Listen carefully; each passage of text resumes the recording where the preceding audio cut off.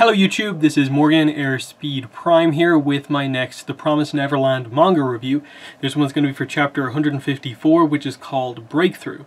And yeah, another interesting chapter, kind of big cliffhanger ending at the end here with the reveal that the Queen is either still alive somehow via some special ability that she has, or else like the poison has done something weird to her and it's like a unknown side effect. But they're doing something else with the Queen here right at the end, which is quite interesting. But for the most part, what this chapter does is it sort of doubles down on the previous chapter of like Norman, them finally getting through to Norman. It only took one chapter, but they continue it here and also bring in like what the other characters think of this, what the likes of Vincent, Sislo, Barbara, Zazie, what they feel about Norman's sudden change of heart, what he's revealed here, and how they feel about the plan going forward. Because I think a lot of people had it in their mind, like those characters, much more so than I think Norman even, they are so like against demons. Like, is there any hope that they will, you know, side with Emma and Ray? And I think they do a good job in this chapter at getting across, like, they actually do have a sort of unique perspective on it, and it links into their relationship with Norman. But anyway, let's get into the chapter and go through it. So, yeah, just kind of a recap of where we were. So we got to the point, of course, where Norman hugs Emma and Ray, but we get the reveal, you know, I want to live, but it really is pointless. And then here's the kind of full-on reveal. Because of the drugs we were forced to take at Lambda, we don't have much time left. We can't live on. And everyone is looking on at this as shocked, including, obviously, Vincent and the others. So he says, "Help me, Emma, Ray." And yeah, this is the shock here. Vincent is the first one to have a reaction to this. What? What are you saying? He's right, you should be fine. You're a perfect sample from Grace Field. You were the lone exception, a control specimen. And Norman reveals that that was a lie. And he explains that it was true. I was by myself, quarantined in that house, but I'm the same as you guys. I also underwent the drug testing experiments. My spasms have already progressed to level 4. And they're all shocked by this. So clearly they all know the specifics about this, what exactly this means. We know about the spasms, we've seen them before. This is the first time I think levels have been mentioned with them. But this is obviously very, very bad news. It means that Norman isn't just early, that this is late. I get the impression that, you know, this is right towards the end, and he's pretty much in line with what the others have as well. And Norman explains that the reason he kept this from them was that I just wanted to be a leader you could put your faith in. I didn't want to trouble you all and have to make you worry. I'm sorry, I'm so sorry, everyone. So Ray kind of gets down to business here. So is that everything? Yeah. I'm going to ask you again, what is it that you truly want to do? And this is an important line here from Norman, kind of explaining after everything that's happened, he's kind of willing to be open here. I have no regrets about killing the Queen or the nobles, but if there's no need for any more killing, then that's what I'd like. I want to stop the extinction, the poison deployed outside of the castle. I want to deal with the damage that's already happened. And also, I don't want to have to lose everyone from Lambda. Even if that possibility is low, one more time, no matter how long it takes, and that's including me. And they're both. Ray is actually the one to say it. No, it's actually Emma. Sorry. Got it. Leave it to us. We'll help you out. It's okay. We'll figure it out together. We'll figure everything out somehow, as long as we're together.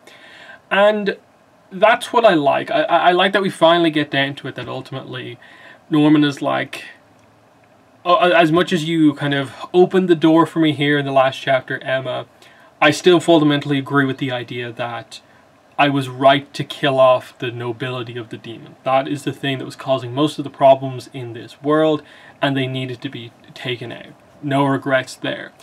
But he is now going back, and he actually wants to stop the killing of the rest of the demons, the normal kind of demon people. He would prefer to avoid that now if possible and not get any more blood on his hands. So ultimately I think Emma and Ray are sort of, will reluctantly have to accept that, in the same way that they had to accept the fact that, you know, a character say like Luvis previously, there was a need to take him out because of just how dangerous he was and so on. But Vincent, of course, is the one to speak out. First, stop messing around. At this stage, what can we do? And he says, all of us are fine with our lives ending here. The demons being wiped out is our salvation. If that happens, we'll have helped create a new world. Didn't you say we can't back down now? And it's really heavy emotion from Vincent here. We haven't really seen him like this before. Norman looks over and is kind of, he's kind of surprised to see Vincent like this. But he says, but now, you're not just going back on it. You're preventing us from carrying it out. That's just, I will never stop. And even if you do, even if you try to stop me, I'll. And it looks like Vincent is getting ready to sort of go against Norman, fight. Kind of almost what you expected all of them to do. But Sislo actually speaks up here, and one of his few, like, memorable moments I remember from this character over the course of the series. It's okay, Vincent. I've had enough. I was vaguely aware about your suffering and about your true feelings, boss.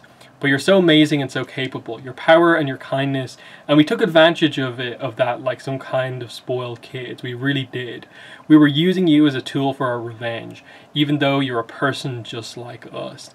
So that is an interesting perspective for all those kind of Lambda characters to sort of have, that they kind of latched onto Norman as the way to get what they wanted, and they just focused on him only as that leader, their leader that always came up with the right plan and stuff like that.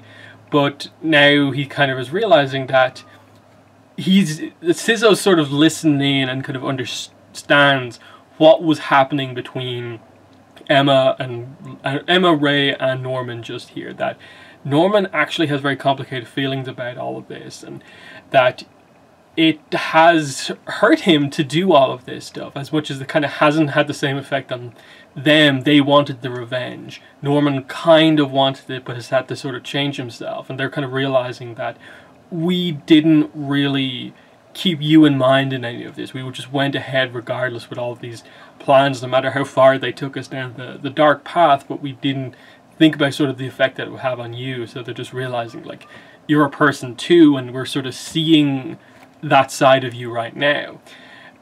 Do whatever it is you want. If that means stopping the extinction, then let's stop it. And Norman is beginning to sort of well up with kind of tears, seeing the other friends that he's kind of created here also begin to support him. The things we've done up until now, up until this point, will be enough. I really do hate demons. They make me sick and I can't forgive them. I want to take revenge, but you're more important to me than revenge. I'll follow you wherever you go, boss. Barbara says yes. Zazie says awaha, awa. I don't know. He's put the bag back on his head and is kind of muffled and stuff like that. Vincent just has a kind of like pause, but you can tell, I'm not really sure what to make of the expression. Is it like a little bit of emotion coming out? He's still trying to be angry, but the emotion is hitting him.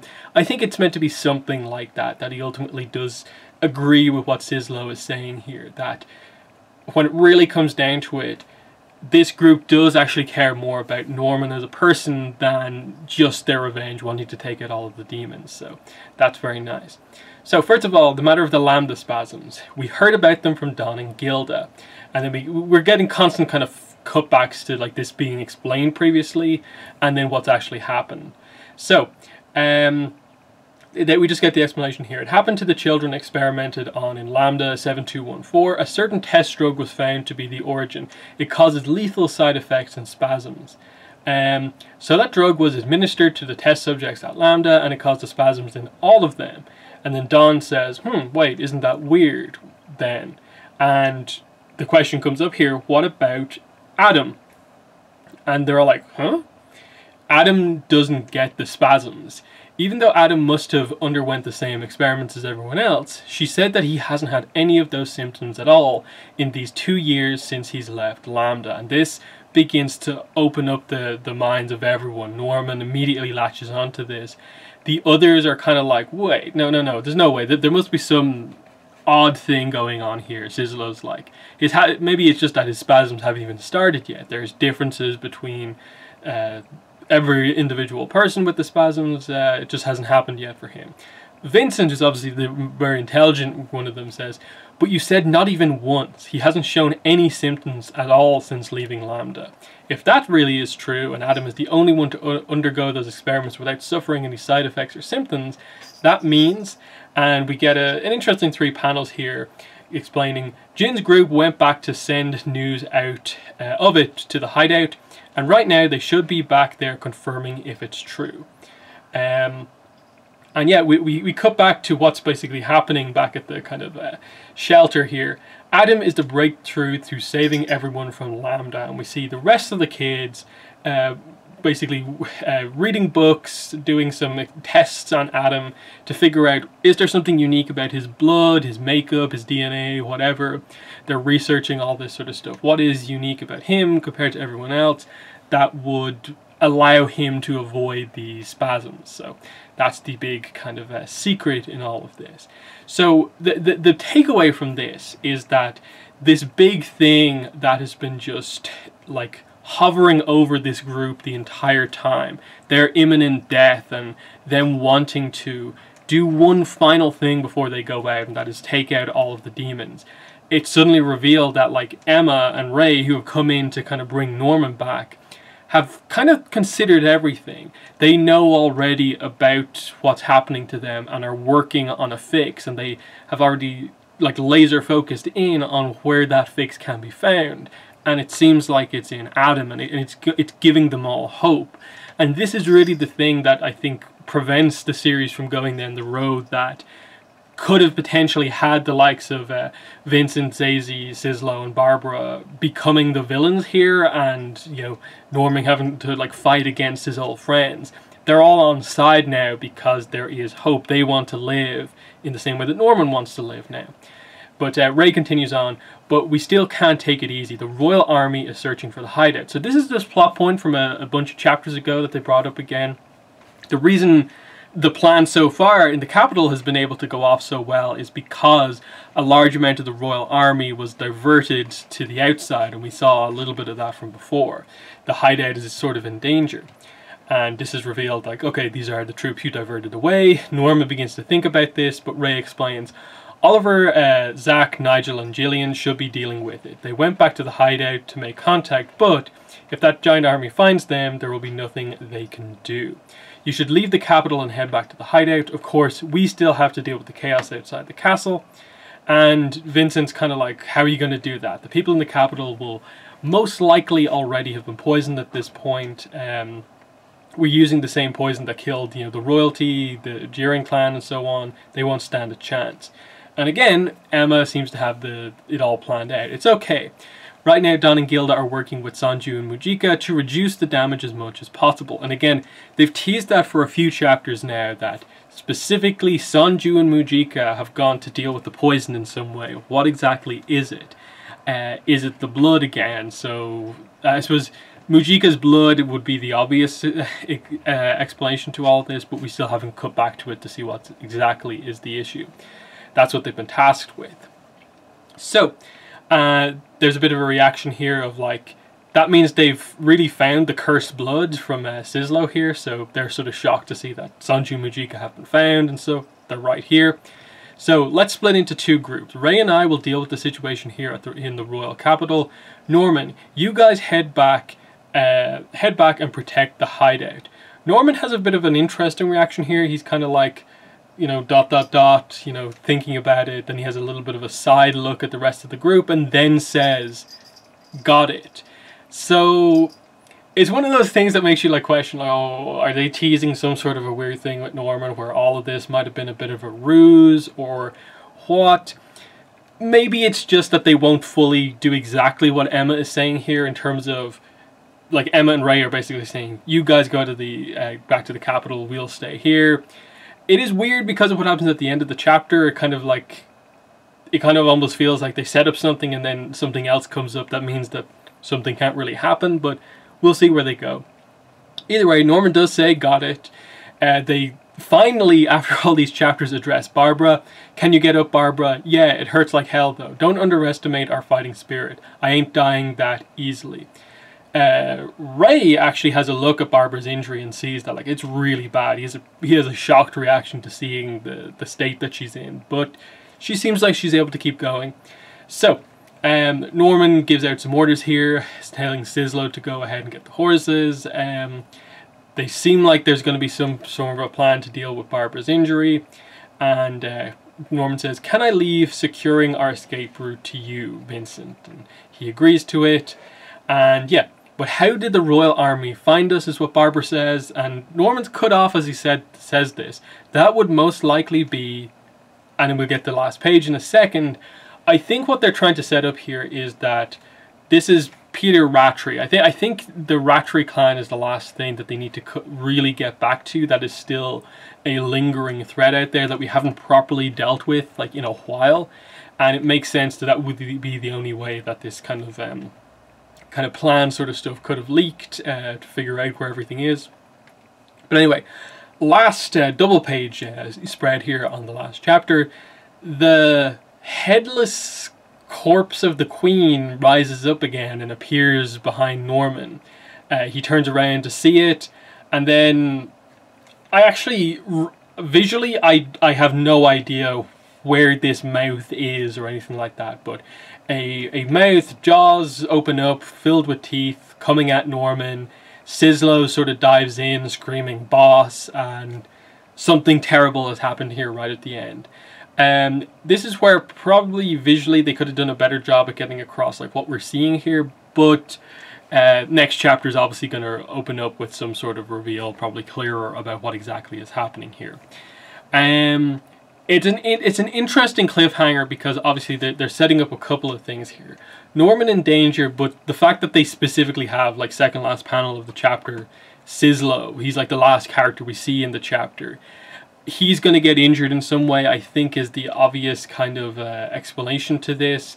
And it's interesting that it's coming after probably his most impactful like scene in like the entire series, where he's the one to really get everyone on Norman's side with his new decision, and now potentially he's going to be the one to put himself on the line for Norman here.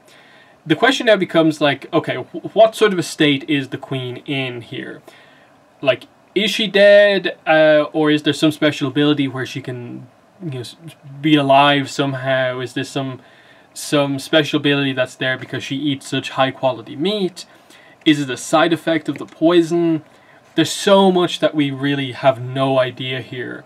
But either way, something powerful here is attacking them, and we probably don't have the best people to fully deal with it. But, you know, Zazie did manage to kill the Queen, but if she's no longer affected by the poison, there could be a bit of a problem here. And this probably will open the door to where Sanju will need to come back into play, because Emma, I think, still has the sort of the signal thing to actually call Sanju in whenever he's needed. I think that's what's going to happen here. So the Lambda kids here are going to have to fend off this zombie queen or whatever they're doing here, and hope that Sanju makes it in time. I think that's probably where they're going, because as much as they're saying Sanju and Mujika are going to be the ones to deal with the poison, it realistically is probably Mujika who that is more relevant to. So Sanju can, I think, come in here, and that's probably will be where they reveal the details about who is he, what sort of clan is he related to, is he part of the royal clan or anything like that. Those sort of questions that we have about Sanju will likely be answered, but I get the impression we're going to see probably the death of at least one of these Lambda kids here. Sislo seems to be the obvious one that they're setting up, but it could be Barbara as well, since she's already injured. Zazie, after what they did, there's probably still a little bit more to reveal about him, about like what were we meant to take away from the visual reveal of Zazie's face in terms of like the experimentation. Was it just directly that they're part demon, or whatever? So like, has Zazie's story been told so they can potentially kill him off if they need to? I doubt they'll kill all of them off. That would just be a very brutal thing to do, and I think it would be kind of far too negative of a thing to happen to Norman, to have all of his other group be taken out, but Emma and Ray be here. yeah, it's very much an ending where like there's so much like that immediately is like, wait, explain this please. But I do like it. I like it as an ending. I like that there's open space to go here. It seems to suggest that the series is not going to be ending maybe as quickly as we think. This probably extends us out by a good few chapters with just how much that needs to go on. The sort of teases of potential Ratri clan stuff. Now this dealing with the Queen is going to be maybe a bit longer. And a lot of people have been sort of pointing out that maybe this links into what happened with Luvis back in those chapters, that his body sort of disappeared. So like it was like as if he was killed but came back to life. And the same thing seems to have happened here to the Queen. So, you know, that's still something that's open, and that like Luvis could kind of come back at any point as well. Now, you know, it's one of those things like we know the royal family can be killed, but is it going to be some weird thing like the only way to fully kill a royal family member is to like eat them, and that's what the Queen did? She killed her like some of her siblings and her father and ate them. Is that's what happened here, that her body can just regenerate once there's any part of it left, or else it is going to be revealed to be some sort of a secret ability of the clan, why they're so powerful. But yeah, I know a lot of people were very fearful for Norman when this happened.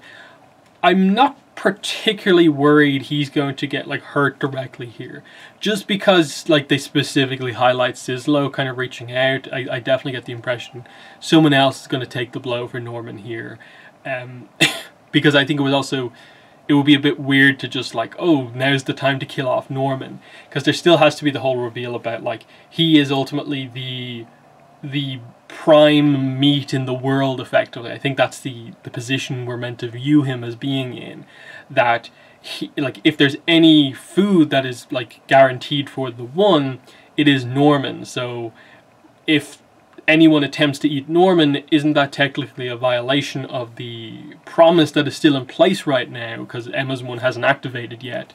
So, you know, that still has to come into play as well as we build to the very end of the series, because again, we still are very eager to know what exactly Emma has offered the One as his reward for fulfilling the promise.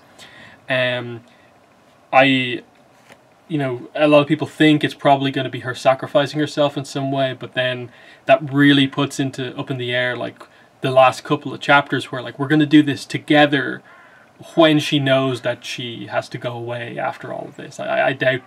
It's probably going to be a lot more clever than that, and that the One will probably be revealed to not be as like tricky or brutal as we think, and he's maybe more fair than we actually believe. But again, we're waiting for that.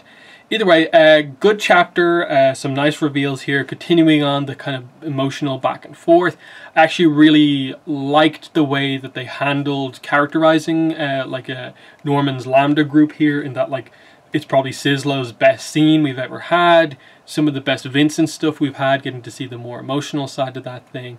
And while, you know, Zazie and Barbara weren't up to much here, just that group of the four of them in general, it kind of clarified to us that they care more about Norman than they do about the overall plan, which wasn't something that I was entirely confident of before this chapter. So that was very, very nice to know here. And then a lot of teases of a lot of other stuff going on. Adam coming into importance now with the whole spasms.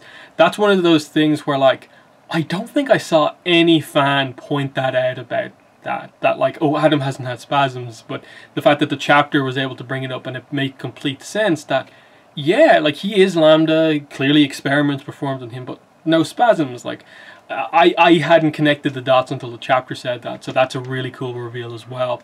But yeah, that's my thoughts on the chapter. In the comments, let me know what your thoughts were, but that's been the video. Thanks for watching, and bye.